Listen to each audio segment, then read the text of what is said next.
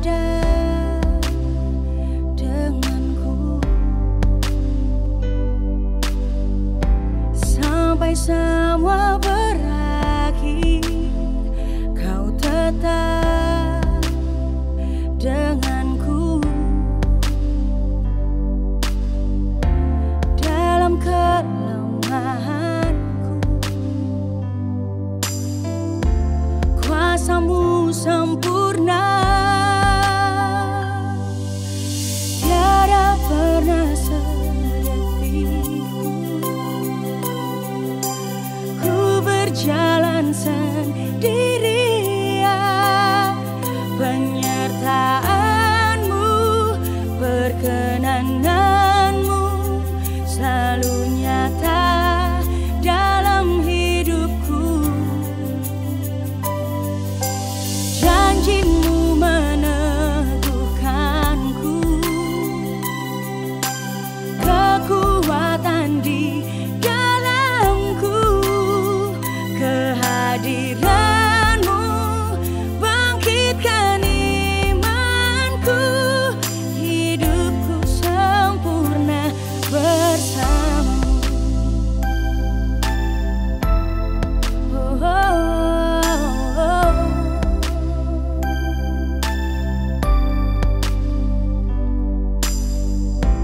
Dalam keraguanku,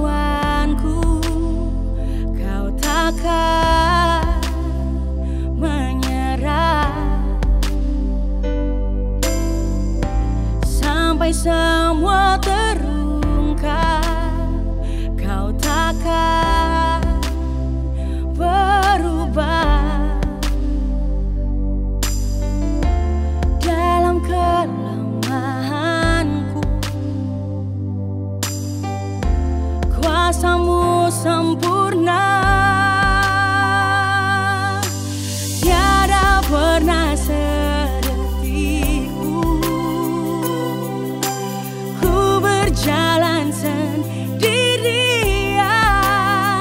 Penyertaanmu, perkenananmu selalu nyata dalam hidupku.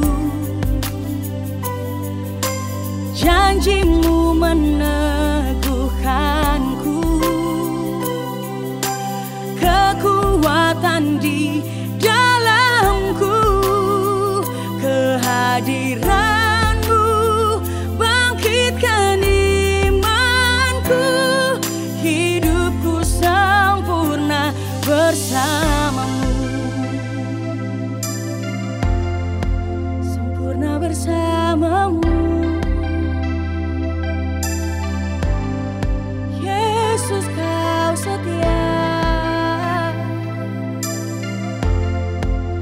Oh, oh, oh.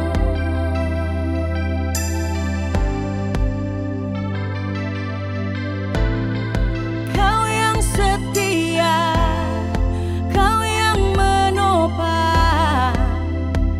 Oh Yesus, janjimu kuatkanku. Janjimu bangkitkan imanku. Oh, tiada pernah sedetikku ku berjalan sendirian. Penyertaanmu, perkenananmu selalu nyata dalam hidupku. Dan janjimu meneguhkanku, kekuatan di dalamku. Kehadiranmu bangkitkan imanku. Hidupku sempurna bersamamu. Hidupku sempurna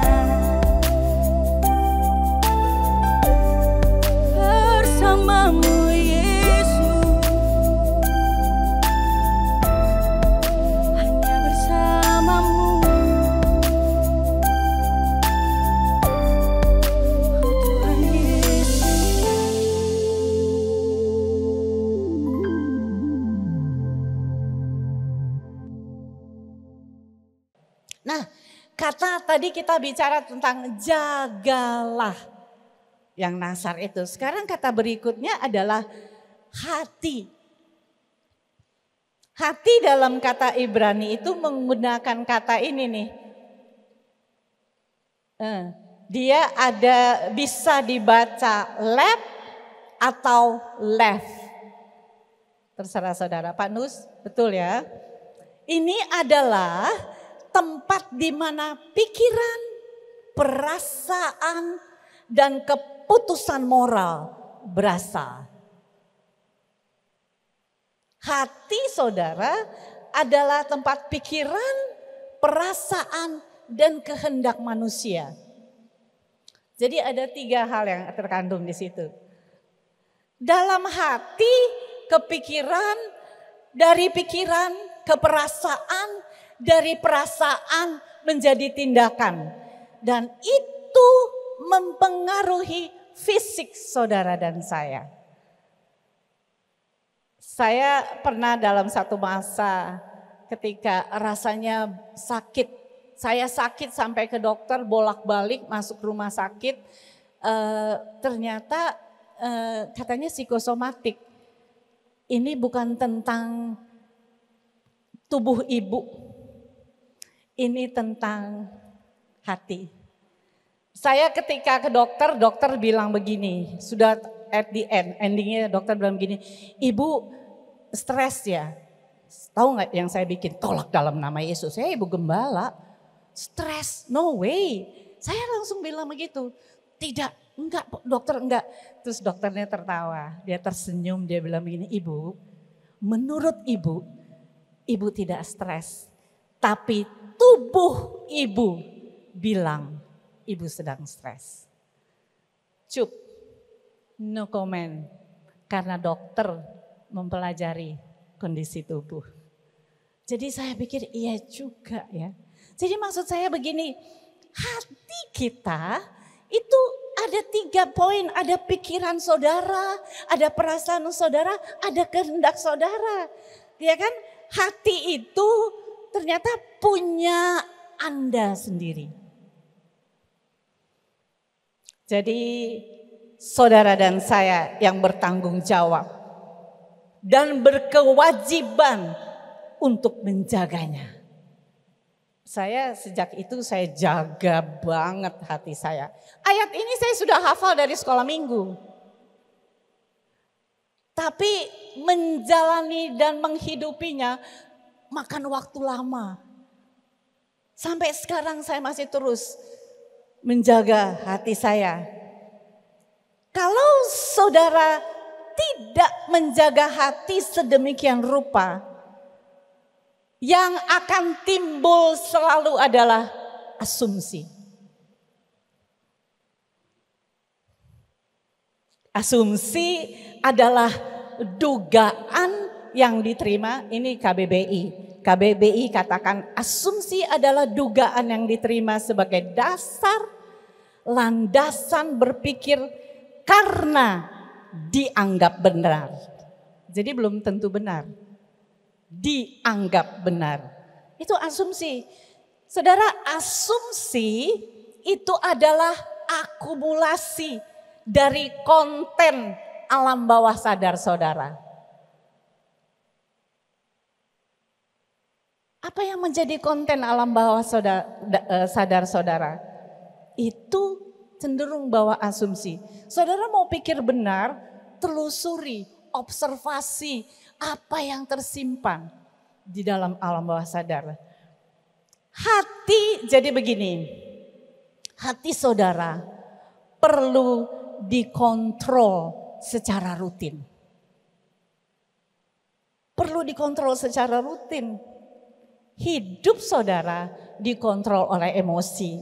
Dan emosi harus dikontrol dengan logika kita. Dijaga dengan segala kewaspadaan. Jadi nggak sekedar dijaga, dengan segala kewaspadaan.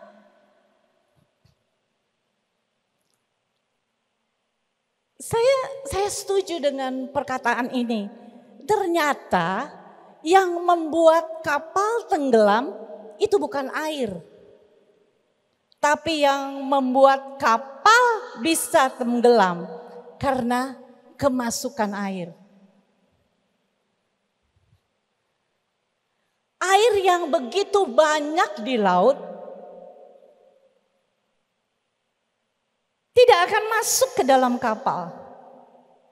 Selama dia tidak masuk ke dalam kapal, kapal itu baik-baik saja kan.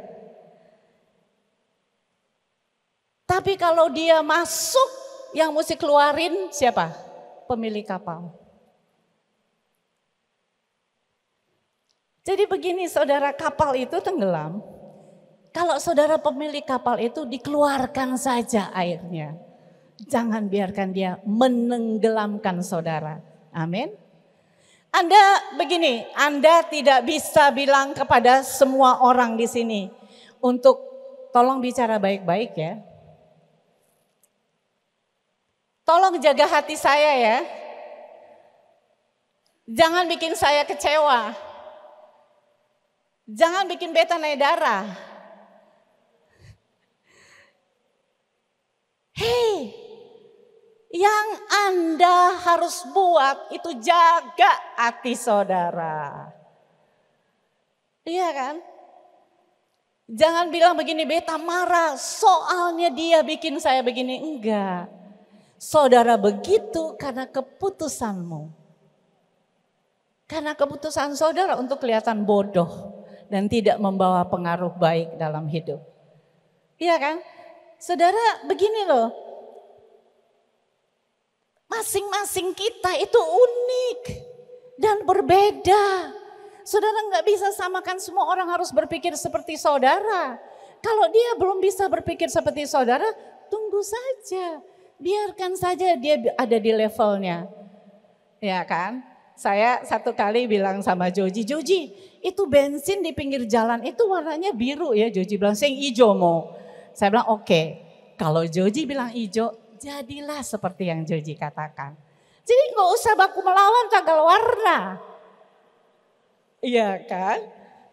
Anda begini loh, Anda tidak bisa mengatur dunia ini berputar bagaimana.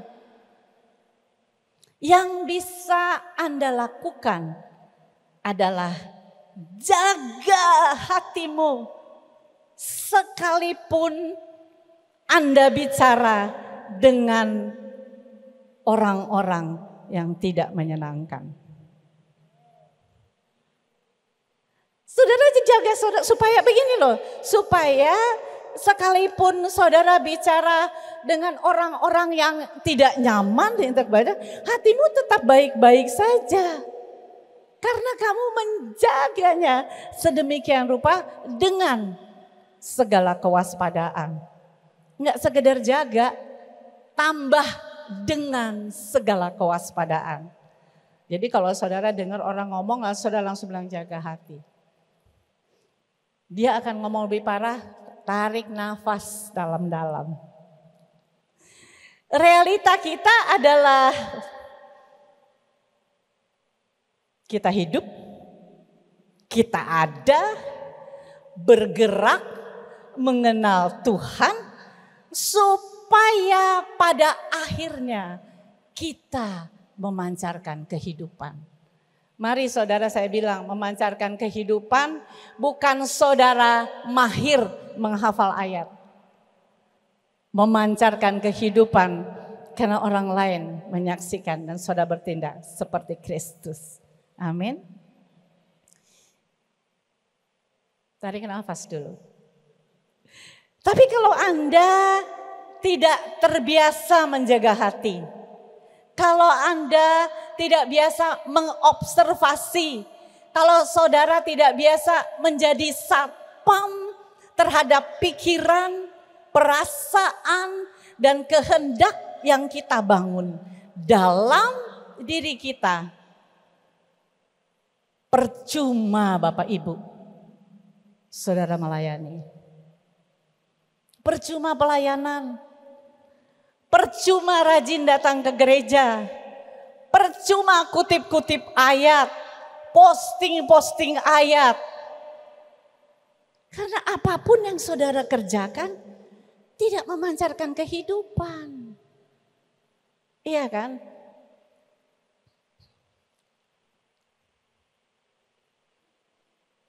Jadi siapa yang punya kendali atas hidup saudara?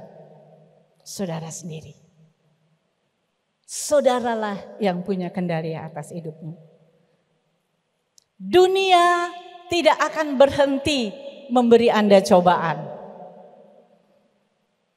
Kondisi sulit, masalah, Anda yang harus kendalikan hati Anda. Jaga hati supaya Anda tidak mudah luka.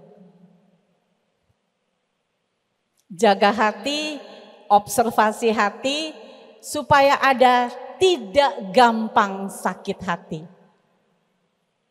Kalau gampang luka, gampang sakit hati, asam lambung naik. Ujung-ujungnya GERD lagi. Saya suka lagu tadi Tanpa Janjian. It is well with my soul. Beneran. It is well with my soul. Satu kali dicatat begini. Di 2 Samuel 16 ayat 5 sampai 14. Kita nggak perlu baca semuanya. Saya cuman bilang begini. Ketika, saudara ingat kan? Ketika Simei mengutuki Daud. Ini yang terjadi. Ayat 2 Samuel 16 ayat 10 saya bacakan. Dari bahasa Indonesia masa kini. Dikatakan begini. Tetapi kata raja, apakah urusanku dengan kamu hai anak-anak Zeruya? Biarlah ia mengutuk. Sebab apabila Tuhan berfirman kepadanya, kutukilah Daud.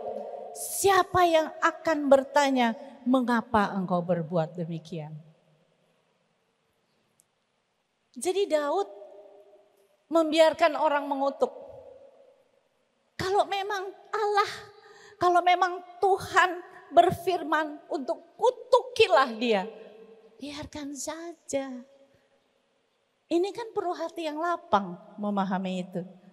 Ya kan? Kita cenderung bilang gini, saya belum tahu beta, kamu tidak tahu siapa saya. Sampai lupa diri, nggak tahu siapa. Ya kan? Mulai sekarang, apapun yang terjadi di sekitarmu, tidak banyak yang bisa saudara kendalikan. Yang bisa kamu kendalikan adalah hatimu sendiri. Hati saya sendiri. Ayatnya bilang begini. Jaga dengan kewaspadaan. Artinya kita harus awasi dengan sengaja. Terus memeriksa hati kita sendiri. Kita harus awasi dengan sengaja hati kita sendiri, ya kan? Saudara, kelicikan hati paling terlihat pada saat kita memperalat sesuatu yang baik untuk maksud yang jahat. Dalam Mazmur 139 ayat 23 dan 24, Daud katakan begini. Ini keputusan Daud. Daud bilang begini, selidikilah aku ya Allah, dan kenalah hatiku, ujilah aku, dan kenalah pikiranku.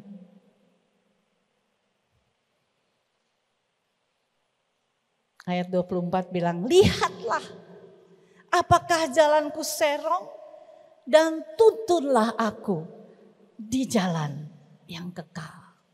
Amin. Sedikit lagi tentang hati. Saudara, dari hati selalu muncul 2 hal. Reaksi atau respon. Reaksi adalah ekspresi kita ketika dipicu karena kita tidak berpikir panjang. Ya kan, reaksi biasanya nggak pakai pikir panjang, tapi respon adalah reaksi kita yang terpicu karena kita telah berpikir panjang dan menimbang segala sesuatu. Jadi kalau saudara sekarang lebih banyak bereaksi, bagaimana saudara berpikir panjang supaya saudara bisa berespon? Ya kan? Hati kalau tidak dijaga, hati begini, hati yang tidak terbiasa diobservasi, biasanya ketika menghadapi apapun dalam hidup kita, dengan cepat kita memilih tindakan ini. Bereaksi, bukan berespon. Tapi hati yang terbiasa mengalami realita observasi, kita tempatkan penjaga, yaitu diri kita sendiri terhadap hati kita. Ketika mengalami proses, ketika saudara berhadapan dengan orang yang tidak masuk akal dan menyebalkan, ketika saudara berhadapan dengan tekanan-tekanan dalam kehidupan, saudara dan saya akan memilih dan memberikan respon, bukan reaksi. Jadi PR saudara ke depan dan saya, mari kita belajar berespon, bukan bereaksi.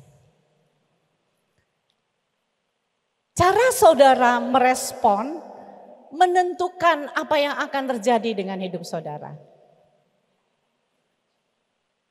Apa yang menentukan dalam kehidupan kita?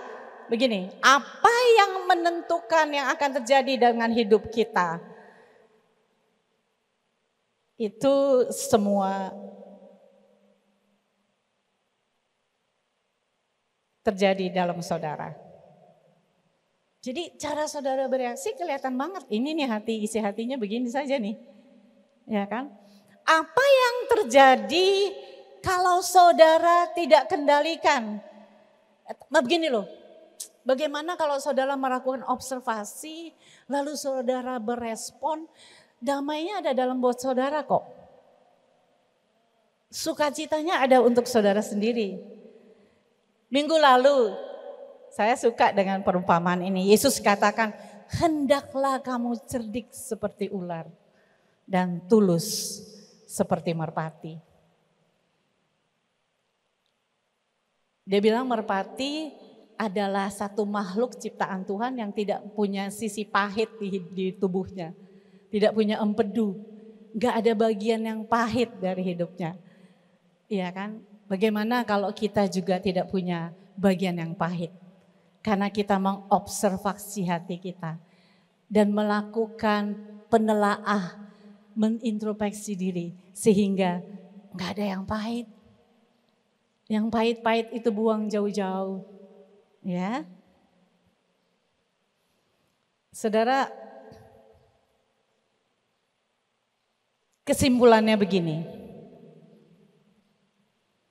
Ini jadi kesimpulan. Jalani hari ke depan. Kita perlu memancarkan kehidupan. Kalau saudara memutuskan untuk jaga hati, firman Tuhan akan terus bekerja dalam hidupmu. Jadilah satpam untuk dirimu. Tiap hari. Tidak ada masalah yang tidak bisa kita hadapi. Tidak ada tekanan yang tidak bisa kita hadapi. Tidak ada beban yang tidak bisa kita pikul. Firman Tuhan akan menolong kita sampai kehidupan memancar dari hidup kita. Kan ini yang firman coba ajarkan. Jaga hati supaya kehidupan terpancar dalammu. Jiwa kamu tidak sakit, sehat, kehidupan terpancar dalam hidupmu.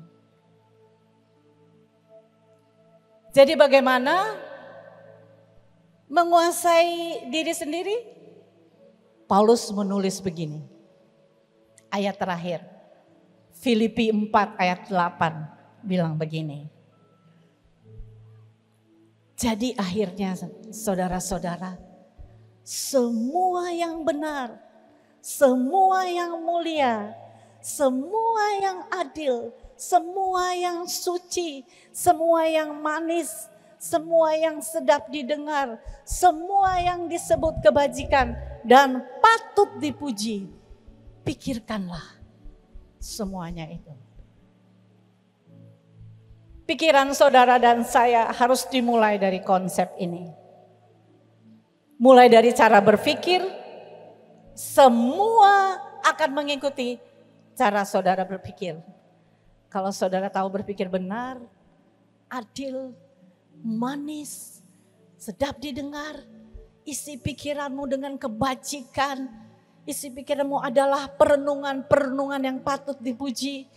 Kalau kekuatan pikiran saudara didrive dengan hal-hal ini,